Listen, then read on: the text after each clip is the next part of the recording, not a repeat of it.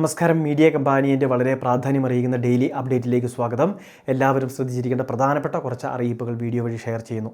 ഏറ്റവും ആദ്യത്തെ പ്രധാന അറിയിപ്പ്, രാജ്യവ്യാപകമായിട്ട് ഒരു സാർവത്രിക പെൻഷൻ പദ്ധതി അവതരിപ്പിക്കാനൊരുങ്ങുകയാണ് കേന്ദ്ര സർക്കാർ. അതായത് 60 വയസ്സിന് മുകളിൽ പ്രായമെത്തുമ്പോൾ നമുക്ക് മാസം തോറും 3000 അതിന് മുകളിലും ഒരു സംഖ്യ പ്രതിമാസ പെൻഷനായിട്ട്, ക്ഷേമ പെൻഷനായിട്ട് ലഭിക്കുന്ന പദ്ധതിയാണ് കേന്ദ്ര സർക്കാർ അവതരിപ്പിക്കാനൊരുങ്ങുന്നത്.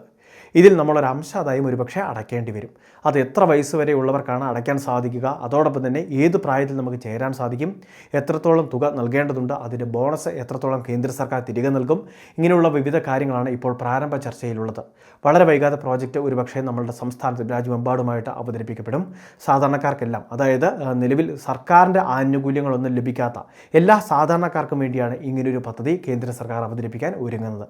നിലവിൽ അടൽ പെൻഷൻ യോജന, അതോടൊപ്പം തന്നെ കിസാൻ മൻധൻ യോജന, ശ്രം യോഗി മൻധൻ യോജന പോലുള്ള വിവിധ പെൻഷൻ പദ്ധതികൾ നിലവിലുണ്ട്. അവിടെ നമുക്ക് 40 വയസ്സ് വരെയുള്ളവർക്ക് അംഗങ്ങളാവാൻ സാധിക്കുകയുള്ളൂ.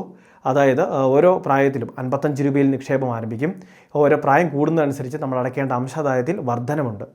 ചേരാൻ താല്പര്യമുള്ളവർക്ക്, നിലവിൽ ഈ സ്കീമുകളിൽ ചേരാൻ താല്പര്യമുള്ളവർക്ക് പോസ്റ്റ് ഓഫീസുകൾ വഴി, അല്ലെങ്കിൽ LICയുടെ ഓഫീസുകൾ, അതല്ലെങ്കിൽ അടുത്തുള്ള CSC സെൻറ്ററുകളിൽ കൃത്യമായിട്ട് ഈ സ്കീമിനെ പറ്റി അന്വേഷിച്ചറിയുന്നതിനുള്ള സംവിധാനം ഒരുക്കിയിട്ടുണ്ട്. രണ്ടാമത്തെ മറ്റൊരു പ്രധാനപ്പെട്ട അറിയിപ്പ്, നമ്മളുടെ സംസ്ഥാനത്തെ കേന്ദ്ര സർക്കാരിൻ്റെ പെൻഷൻ വിഹിതം ലഭിക്കാനുള്ളവർക്ക് അതിൻ്റെ വിതരണമൊക്കെ ആരംഭിക്കുകയാണ്.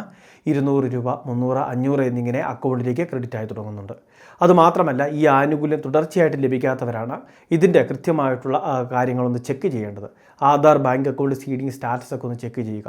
ആധാർ സീഡിംഗ് സ്റ്റാറ്റസ് ലഭ്യമല്ല എങ്കിൽ, അല്ലെങ്കിൽ അക്കൗണ്ടൊന്നും കാണുന്നില്ല എങ്കിൽ ബ്രാഞ്ചിൽ എത്തിച്ചേർന്ന അക്കൗണ്ട് ആധാറുമായിട്ട് സീഡ് ചെയ്യണം. ഇങ്ങനെയുള്ള കുറച്ച് കാര്യങ്ങളൊക്കെ ചെയ്തെങ്കിലേ നമുക്ക് കേന്ദ്ര സർക്കാരിൻ്റെ പെൻഷൻ വിഹിതം ലഭിക്കുകയുള്ളൂ. തുടർച്ചയായിട്ട് ഈ ആനുകൂല്യം മുടങ്ങുമ്പോൾ വലിയൊരു തുക തന്നെ സാധാരണക്കാർക്ക് നഷ്ടമാകുന്ന സാഹചര്യമുണ്ട്. അതുകൊണ്ടൊക്കെ തന്നെയാണ് ഇങ്ങനെയുള്ള വ്യക്തികളെ സംബന്ധിച്ചുള്ള കൃത്യമായിട്ട് അവരുടെ പഞ്ചായത്തുമായിട്ട് ബന്ധപ്പെടുകയോ, അല്ലെങ്കിൽ വാർഡ് മെമ്പർമാരുടെ കാര്യങ്ങൾ അറിയിക്കുകയോ, ഉദ്യോഗസ്ഥർ പറയുന്ന കാര്യങ്ങൾ ചെയ്യുകയോ ഒക്കെ ചെയ്യണമെന്ന് നിരന്തരം നമ്മൾ വീഡിയോ വഴി അറിയിച്ചിട്ടുള്ളത്.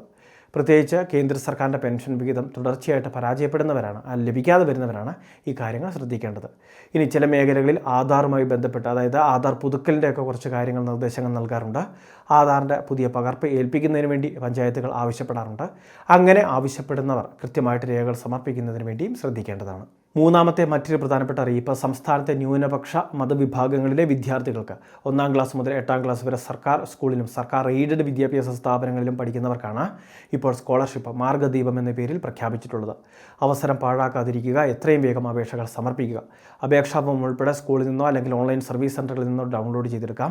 ബന്ധപ്പെട്ട പൂരിപ്പിച്ച അപേക്ഷകളോടൊപ്പം തന്നെ ഉള്ളടക്കം ചെയ്യേണ്ട പ്രധാന രേഖകളുണ്ട്. നമ്മുടെ വരുമാന സർട്ടിഫിക്കറ്റ്, വാർഷിക വരുമാനം 1 ലക്ഷം രൂപയിൽ താഴെ ആയിരിക്കുന്നതിന് വേണ്ടി ശ്രദ്ധിക്കുക.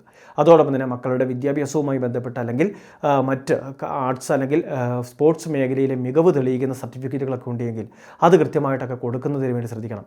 വിദ്യാർത്ഥികൾക്ക് മുൻഗണന നൽകിയാണ് ഈ സ്കോളർഷിപ്പ് ആനുകൂല്യം വിതരണം ചെയ്യുന്നത്. 1500 രൂപയായിരിക്കും സ്കോളർഷിപ്പ് തുക. ഏറ്റവും അവസാനത്തെ പ്രധാന അറിയിപ്പ്, വാഹന RC ഇനി മുതൽ ഡിജിറ്റലാവുകയാണ്. മാർച്ച് മാസം മുതൽ തന്നെ ഇത് ഡിജിറ്റലായി തുടങ്ങിയിട്ടുണ്ട്.